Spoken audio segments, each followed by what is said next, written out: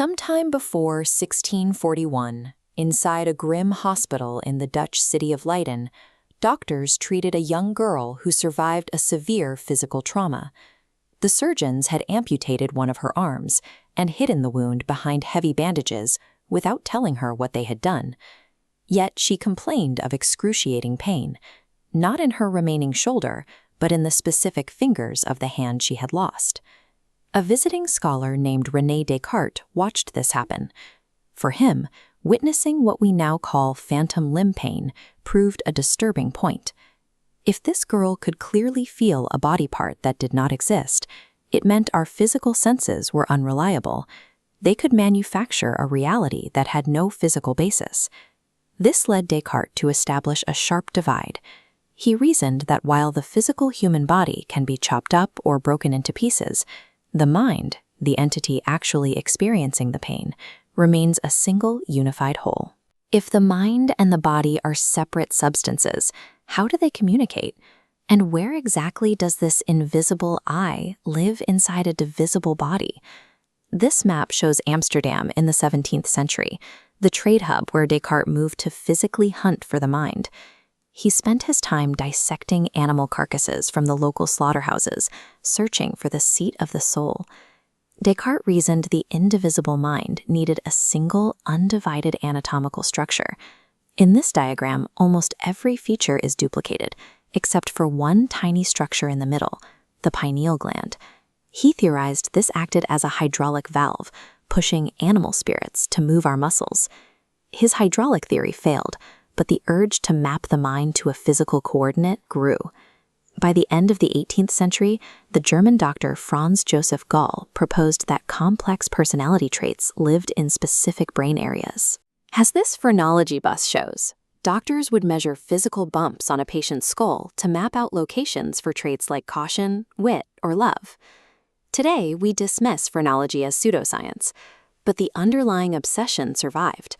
The scientific urge to point to a distinct piece of anatomy and declare, that is where you exist. We see a resurgence of this in modern neuroscience. When researchers use functional MRI scanners to track blood flow, it becomes tempting to map complex human emotions onto isolated brain regions. Seeing a crash, the amygdala lights up, prompting headlines that we've found the center of fear. But fear isn't isolated. Experiencing emotion demands a massive network of interconnected brain areas firing simultaneously. To isolate what consciousness is, we have to stop physically pulling the brain apart.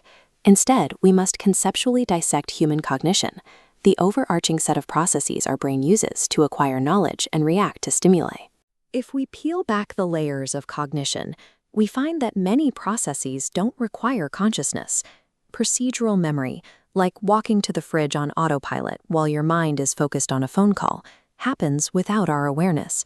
We can strip away even more: damage to planning abilities, loss of emotional drive, or even losing language, yet a baseline conscious mind remains. These cognitive functions are merely the brain's processing machinery.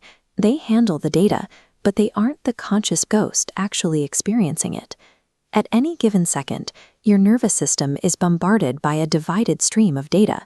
Smells, shapes, sounds, and temperatures are all absorbed by different sensors and routed through separate processing pathways in the brain, yet you never experience a fragmented world. Your brain stitches those separate data streams together and presents you with a single integrated reality. If we look at this skull, which belonged to Descartes himself, it highlights a humbling truth. 4 centuries later, we have mapped the physical geography of the human brain, but we still cannot point to the coordinates of the I.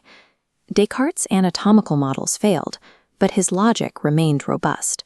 He realized that while we can doubt the physical things our senses tell us, the very act of doubting means a doubting entity must exist. You can physically dissect the brain's tissue, and you can categorize human cognition into functional boxes, but actual conscious experience arrives as one indivisible piece. The challenge for modern science has shifted from mapping brain anatomy to explaining how the brain unifies these maps into a single reality.